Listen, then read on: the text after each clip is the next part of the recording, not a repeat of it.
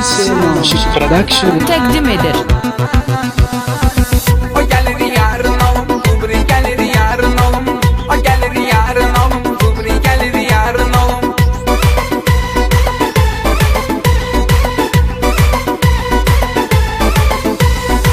Sevenim zat yok idi, yoksul olan vaxtı mən. Daha var pul maşınım, dərdi qəmim yoxdu mənim. O səbəbdəndir ki, yəqin sevənim çoxdu mənim. O gelir yarın alım, kubri gelir yarın alım. O gelir yarın alım, kubri gelir yarın alım.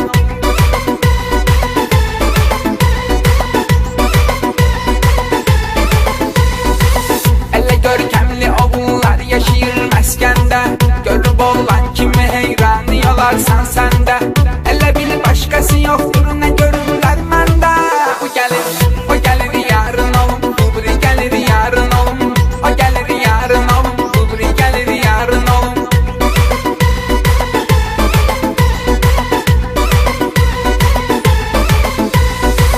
Deyirəm xoşuma gələn bir qızına dizə düşüm. Götürüm nömrəsini, zəng edim ondan görüşüm. Yığışırlar başıma, alnımır ancaq bu işim. O gelir yarın alım, kubri gelir yarın alım. O gelir yarın alım, kubri gelir yarın alım.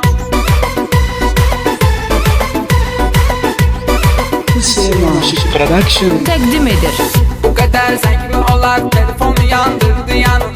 Biri olsaydı əgər deyərdi bəlkəm dayanın. Girirəm WhatsApp-a mən, artıq kəsilmir yazanım. O gelir yarın alım, kubri gelir yarın alım.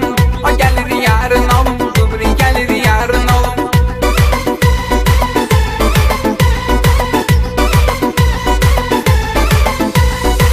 Məni yalqız görüb arxamca gəlir yalqızlar. Geri qaytarmağa gəlmir, axı qəlbim sızlar.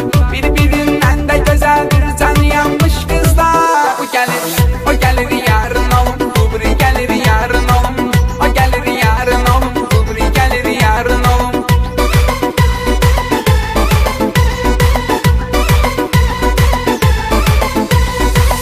O gelir yarın alım, kubri gelir yarın alım. O gelir yarın alım, kubri gelir yarın alım. O gelir yarın alım, kubri gelir yarın alım. O gelir yarın alım, kubri gelir yarın alım. Ekskluziv olaraq Hüseyin Aşık Production təqdim edir.